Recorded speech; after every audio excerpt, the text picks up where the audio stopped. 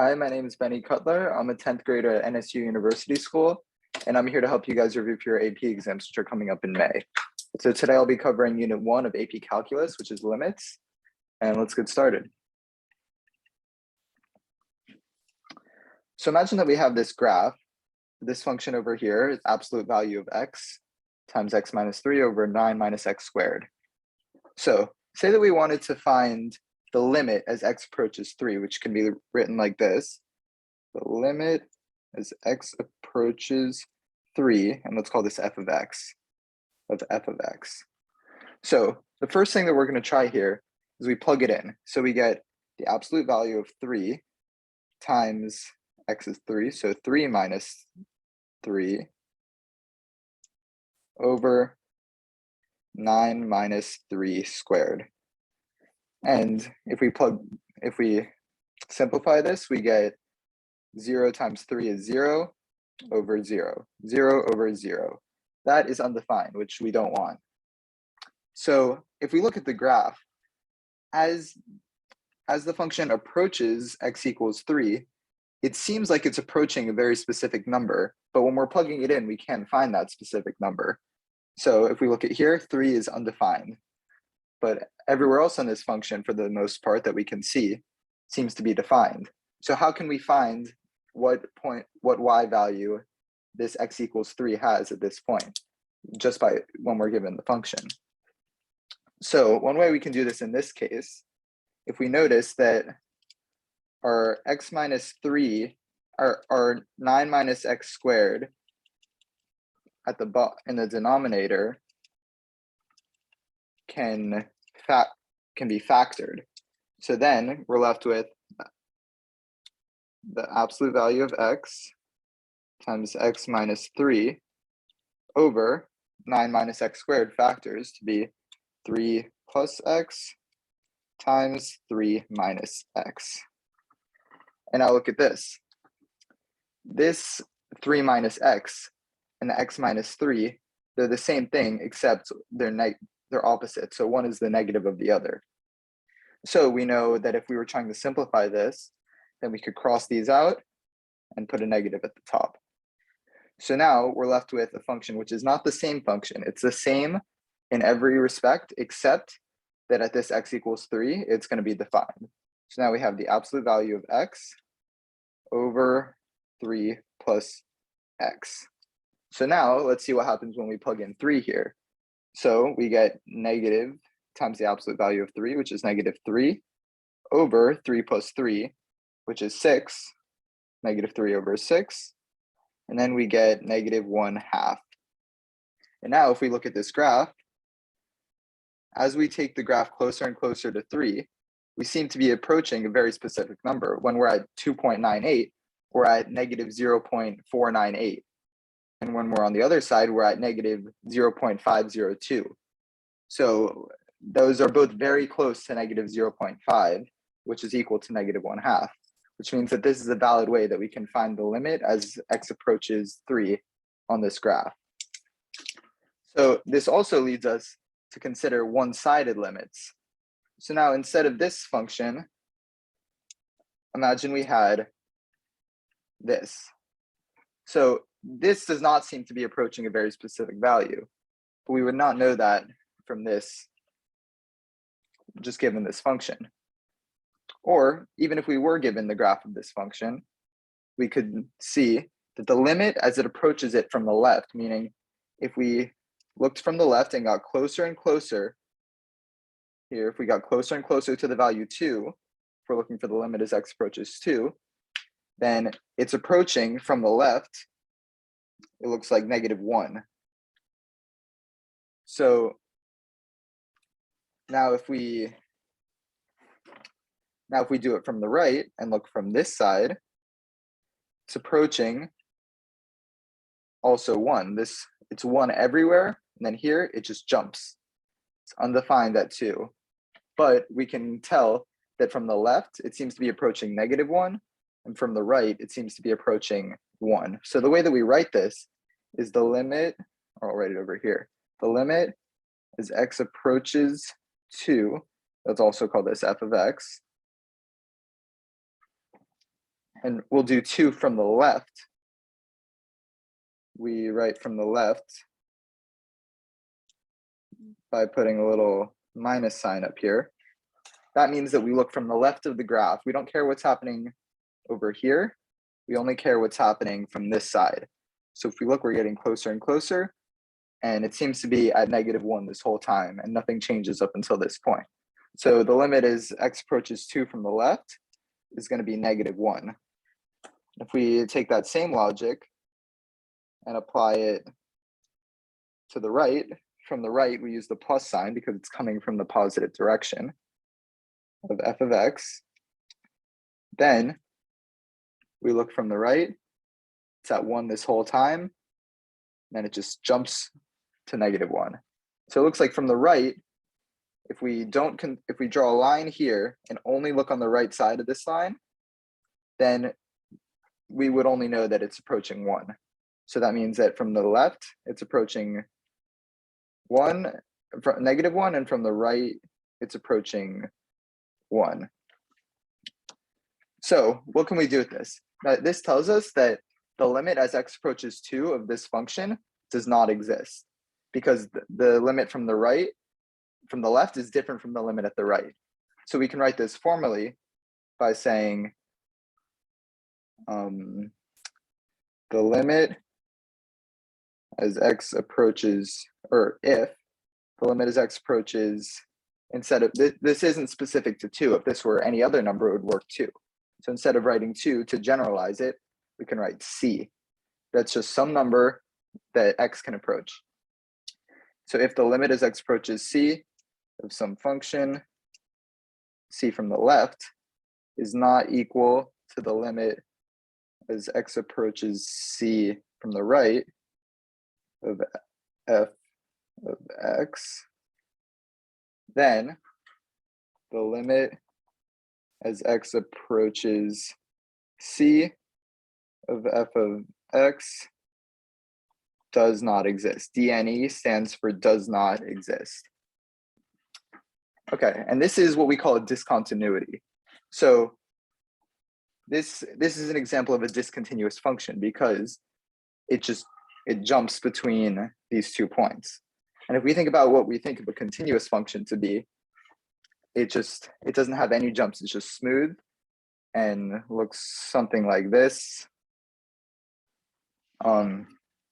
And doesn't have any holes or discontinuities or anything.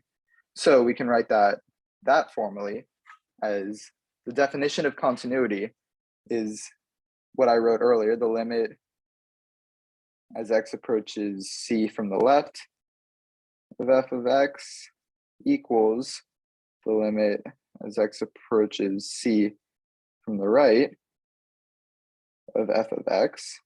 So that we got because this is an example of a discontinuous function, and this rule did not apply there because this was a discontinuous function.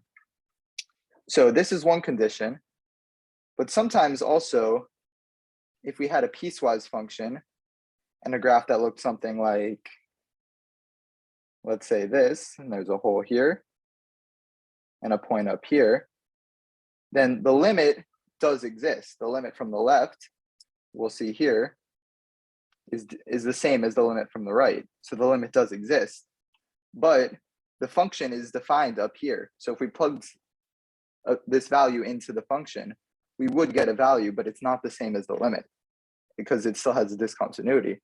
So if we want this to be included in our definition of continuity, we'll have to say and, or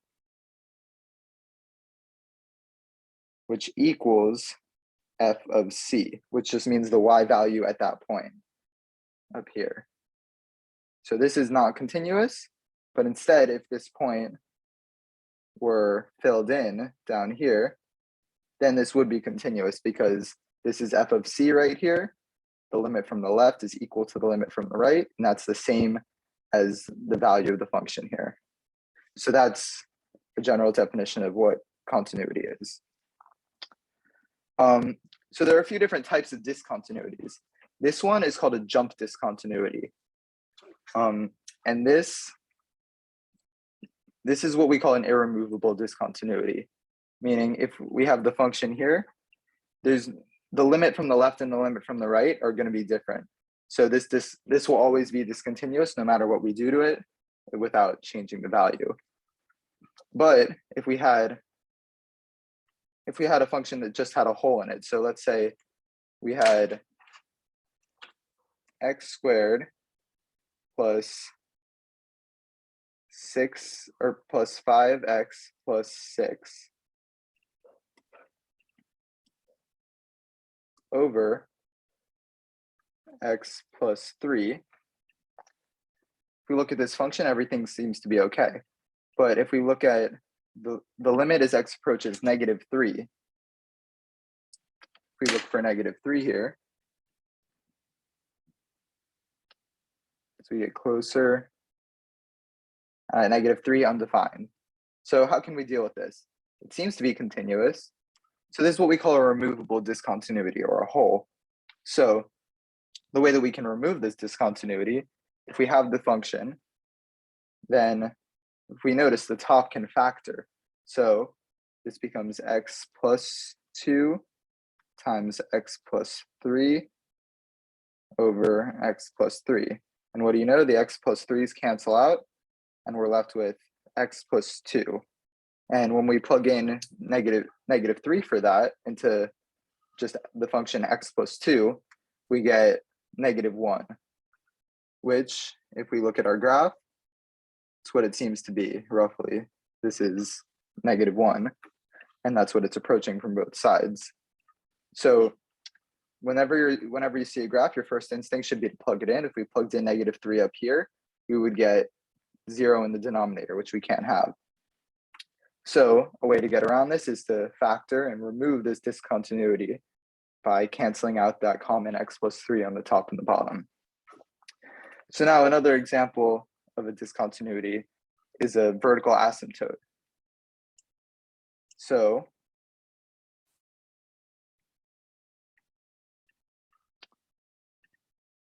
this is the same function we had earlier, but if we look at x equals -3, if we look at x equals -3, we see something a little different. Here it's -2, and if we zoom out a lot, x is approaching -3 from both sides. Here it's -3.051, but it just keeps going up. It doesn't seem to approach any specific number. And if we go from the right, we're getting closer to -3, but it just keeps going down. So this is an example of a vertical asymptote, which we studied in pre-calc. And now the way that you'd find out that this was a vertical asymptote based only on the function is we would do what we did before. We'd have absolute value of x times x minus 3 over 3 minus x times 3 plus x. We'd cross these out. We'd have a negative on the top. Negative absolute value of x over 3 plus x. Now, if we look here, this is our function with that removed discontinuity that was at x equals 3. But now at x equals -3, if we plug in -3 here, we get negative absolute value of -3, which is -3. Well, absolute value of -3 is 3. And then we take the negative of that, which is 3, -3, over 3 plus -3 is 0. So now we still have something over 0, which we can't have. But notice this time, it's not 0 over 0. It's something over 0, -3 over 0. So that means that when we go from both directions, it's going to approach either infinity or -infinity. And this is what we call a vertical asymptote. And the way that you would know this, if we have anything over 0, it could be -3, it could be 500. If we have something over 0, then it's going to be a vertical asymptote at that point. So that's our other type of discontinuity. So we have a hole, a jump, and a vertical asymptote. And a hole is the only one of those that's a removable discontinuity. The other ones, the limit does not exist.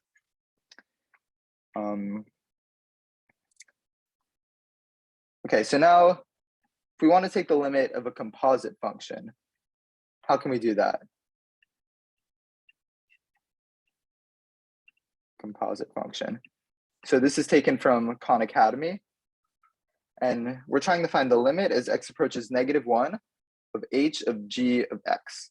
So to do this, we first find, so the limit as x approaches -1 of g of x. So we're going to look at this graph of g of x right here, and we're going to find the limit as x approaches -1. So if we look here, a -1 from the left, it seems to be approaching 3 because it's right here. And from the right, it seems to be approaching also 3. But don't get tricked by the fact that the value at x equals -1 is 2, because if you plug in 2 to this function, you'll for some reason end up with 2. But that doesn't have anything to do with the limit. That just means that it's discontinuous. But the limit from both sides is 3. So we know that the limit as x approaches -1 of g of x equals 3.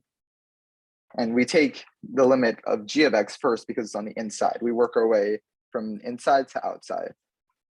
So now we have, now we want to do h of this value, which is 3.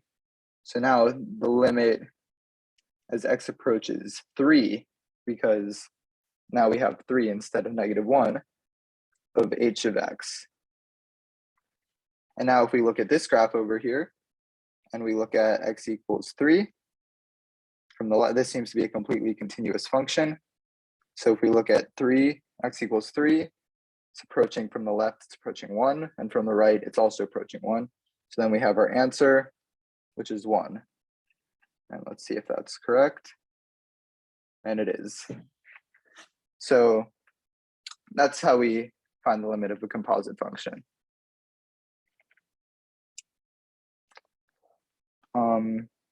Okay, next is this strange type of problem where we have these constants c and k, and we're trying to find out which values would make the function continuous. So using our definition of continuity, we know that the limit as x approaches something from the left has to be equal to what it approaches from the right.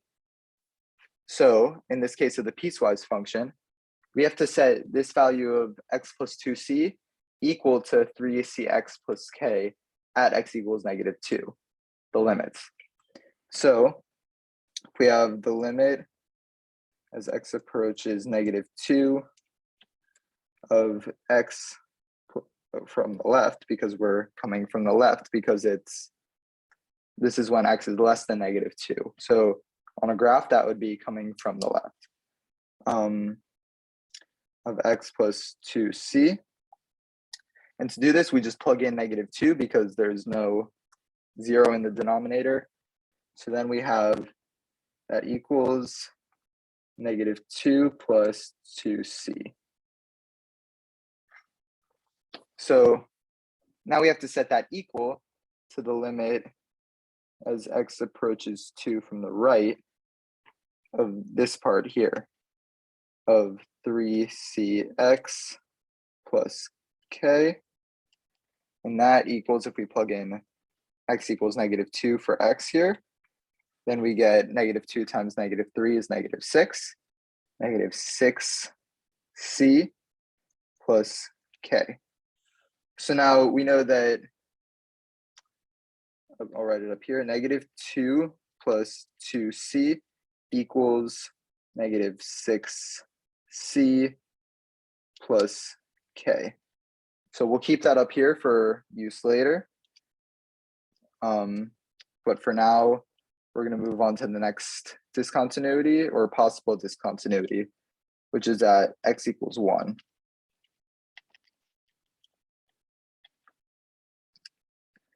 So now if we look over here, these functions, it's a different function from the left and from the right at x equals -1.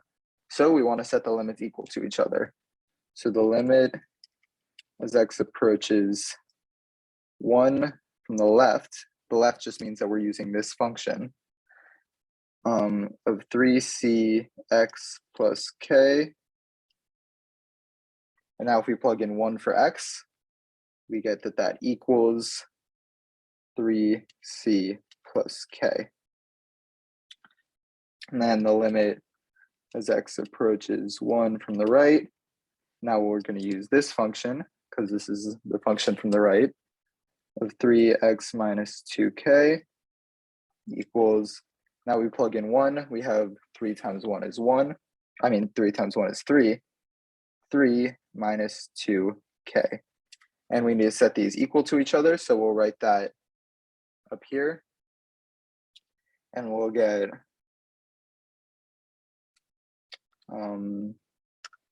3c plus k equals 3 minus 2k. Okay, and now if you notice, this is a system of equations, which we remember from algebra. And now we're going to solve for our two unknowns, c and k, and that's going to give us the values for which this function is continuous. So there are a few methods we could use. We could use the elimination method, or we could use substitution. So I'm going to choose to use substitution because if we notice up here, we have a k that's on its own and the rest of the variables are c's. So I'm just going to isolate this k. So we'll have k equals, we're going to move this negative 6c over to the other side, negative 2 plus 8c, because 2 plus 6. And now we're going to plug that value of k into this equation. So first, let's organize this equation a little more so everything's on one side. 3c plus 3k, because it's negative 2, and then we're moving it over here. So 2 plus 3k, 2k plus 3k, 1k is 3k. And that equals 3. So now we're going to plug this value of k in over here. So we'll have 3c plus 3 times negative 2 plus 8c. Now I'll continue over here because I'm running out of room.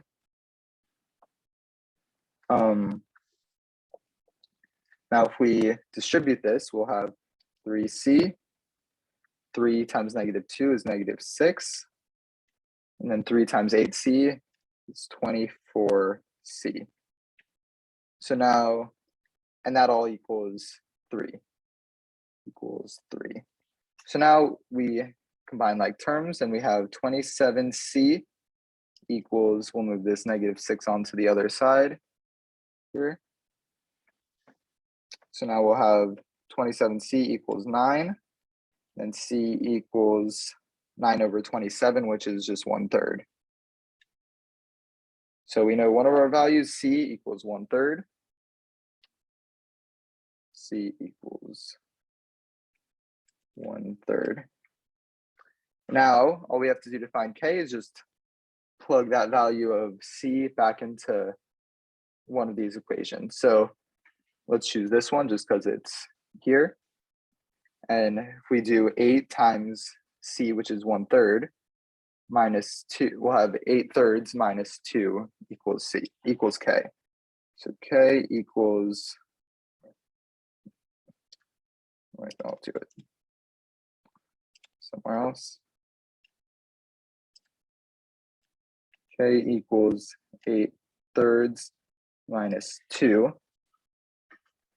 And if we rewrite 2 as 6 over 3, so we can get a common denominator, then we have 8 minus 6 over 3, which is 2 over 3. And down here we'll get k equals 2 over 3. And then these are our answers up here. Now, if we want to, we can try to plug these back into the equations to see if they work. So here, if we plug in c is 1/3, we'll have 1/3 times 3 is 1, so x plus k, and k is 2/3, so x plus 2/3.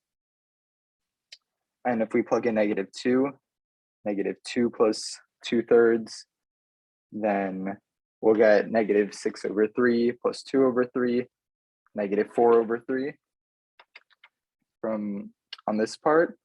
And then if we plug in for c up here, 1/3, we'll get 2 over 3 plus x, which is negative 2. Well, that's the same thing that we did before, and then these parts are equal. So this is a problem that could show up on the AP exam. It's a lot of work to do, as you can see with my crowded screen here, but this is a way that they can test your knowledge on continuity. So make sure that you remember limit from the left equal to the limit from the right, and these values are equal to the function. Okay, now we're going to learn a rule that we normally don't learn until later in the curriculum, but because you're likely watching this towards the end of the year and you'll have already learned these concepts, I'll talk about it now. So this is called L'Hopital's rule. Let me open a whiteboard.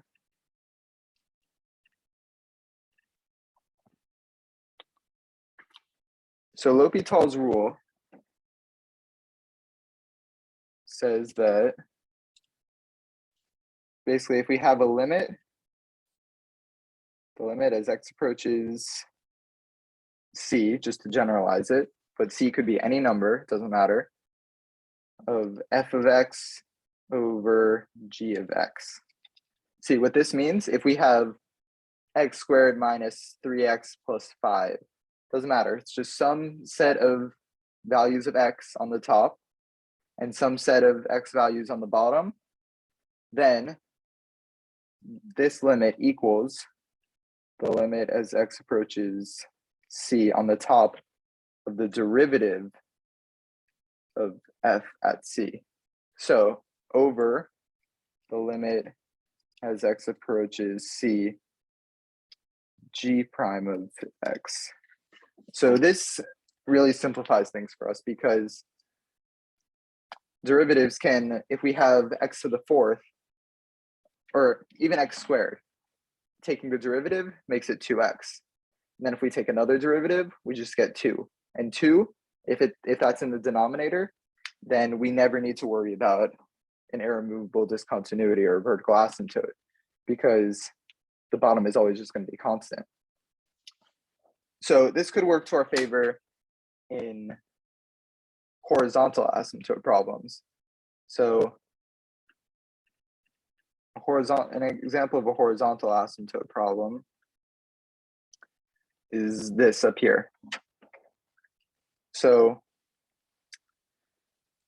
there's a rule for this that'll help you do it a lot quicker than taking so many derivatives. But I'd like to show you where it comes from. So if we look at the leading term, we know that if we take a bunch of derivatives until this x to the 5th just becomes a constant, then we know that everything here, the 7x cubed, the 2x squared on the bottom, all of these are just going to cancel out. They're just going to go to 0 from so many derivatives. So we can ignore these. And L'Hopital's rule, if it doesn't work once, you can just repeat it and keep going, doing more L'Hopital's rules until you have constants. So if we look here, the degree of the leading term, which just means whatever exponent it's raised to, the highest exponent on the top or the highest exponent on the bottom, it's the same on the top and the bottom. So if we take a bunch of derivatives until that x to the 5th just goes to a constant, then it's going to be a constant over a constant, which is good for our limit purposes, especially if it's going to infinity, like in a horizontal asymptote. So we don't actually need to take so many derivatives because we know that this exponent just keeps hopping down. We'll get 5x to the 4th, and then this 4 will hop down. We'll get 20x cubed. But there's a simpler way to write this, which is 5 factorial. You don't really need to know this, but this just means 5 times 4 times 3 times 2 times 1. And just to save you some trouble, this is 120. So when we take this x to the 5th and make it a constant, then we're going to be left with, we're going to be multiplying that coefficient 3 by 120. So we'll have 3 times 120 over, and if we look at the bottom, we also have x to the fifth. So we'll have 2 times 120. And these just cross out, and we're left with 3 over 2. And it doesn't matter what we're approaching. If we have y equals just a number, that's just going to look like a horizontal line. So the limit everywhere is just whatever that number is. So now if we take the limit as x approaches infinity of 3 over 2, it's just always going to be 3 over 2. So the answer to this problem is 3 over 2. Just because we took all the derivatives and we were left with 3 over 2, which is 3 over 2 everywhere. It doesn't matter if we're approaching infinity.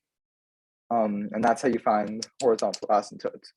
But instead of taking all these derivatives, it might not always be this simple. We could have a cosine in the numerator or some other strange functions.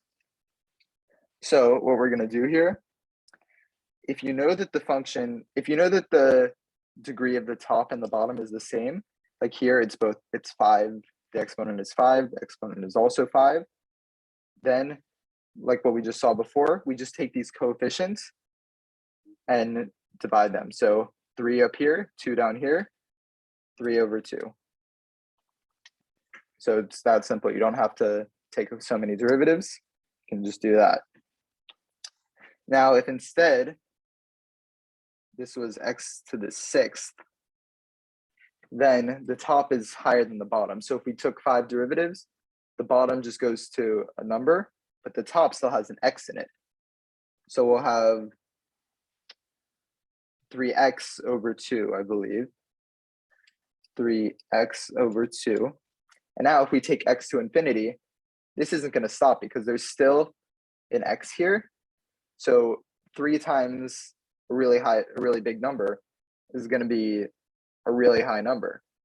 But the 2, it's still only being divided by 2, which doesn't do much compared to that being multiplied by 3. So this does not have a horizontal asymptote, or you could say that it has a horizontal asymptote at infinity, which isn't really that significant. It could appear either way, but you're never going to have to decide between if it's approaching infinity or if it doesn't exist.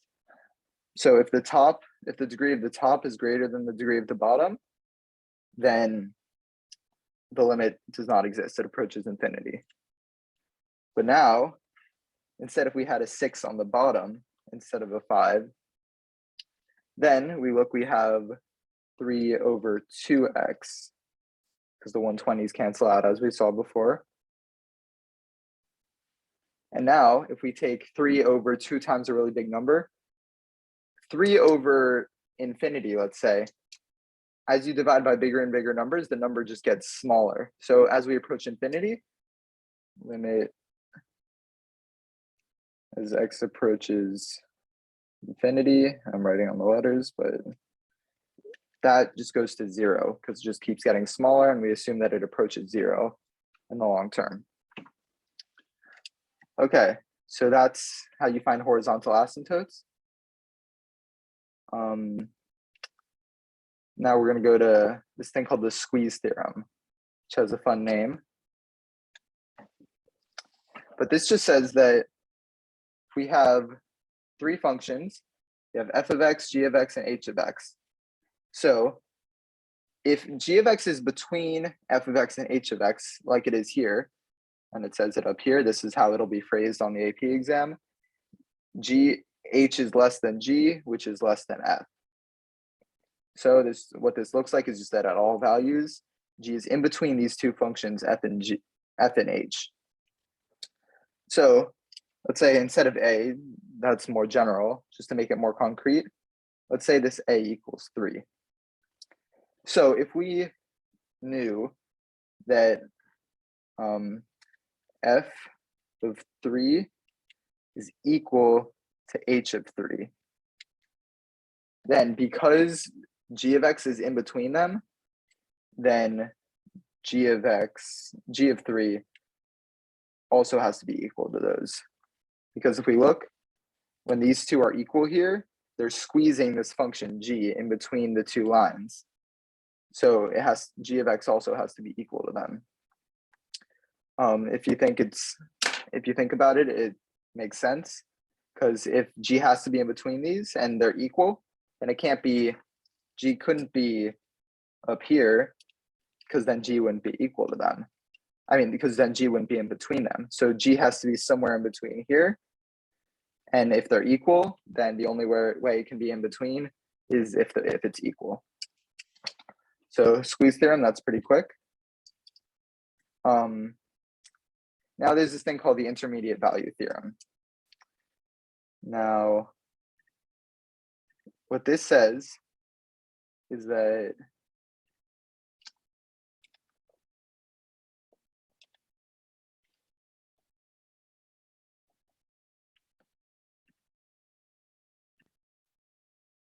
if we had some function, let's say it looked like this, doesn't matter.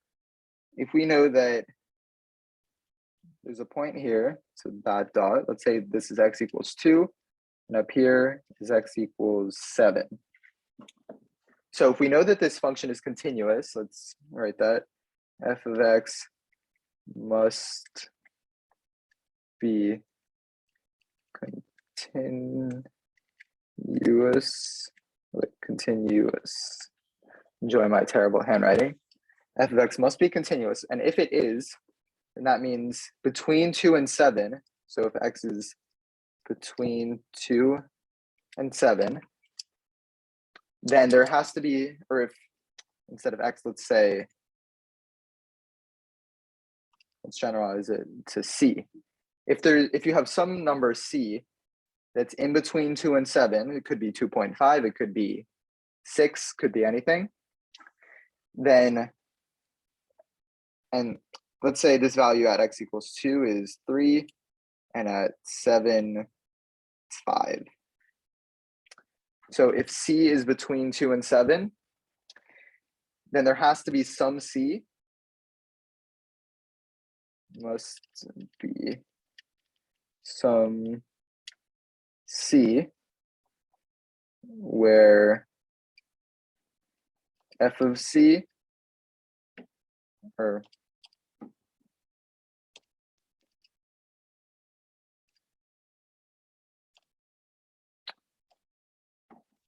where c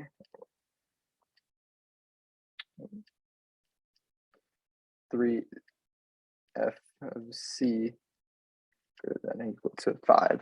So what this means is that if we have some value in here, could be any point on this line, then there has to be some value on this line that equals every single number in between 3 and 5. So this number is probably around 4. Then this is probably something like 4. This value has to exist. Doesn't matter what the function looks like. Like let's say instead we had this crazy function like this, then it doesn't matter. As long as it's continuous, there is some value at x equals, let's say x is, or c is 4. So probably around here. There has to be some value where f of c is equal to every single number in between here and here. So it has to be a 4, a 2.5, everything. And these can all be contained in these little loops or whatever. So the way you justify that is just say there must be some c where f of c is between those two values, and that'll get you the point. But remember that it has to, f of x, or whatever this function is, has to be continuous for this theorem to apply, because we could have just a big discontinuity, like if we had, instead of that, where it was discontinuous, if we had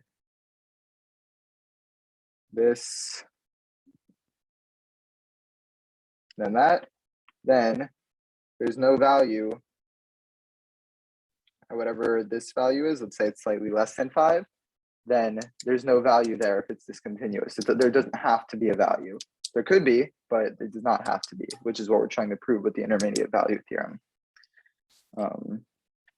IVT. I think you can write it as IVT just to make it simpler. And that is all there is to limits. See, it's not too bad. Conceptually, you're just looking at it from the left and from the right and seeing what does it approach. And if it's discontinuous, then maybe the left doesn't approach the same, it doesn't approach the same thing from the left as from the right, or maybe the value that it approaches is not equal to the value of the function. So we're just trying to see what happens when we get really close to the point, but we don't actually go to that point. So thanks for watching, and I'll hopefully see you in another video.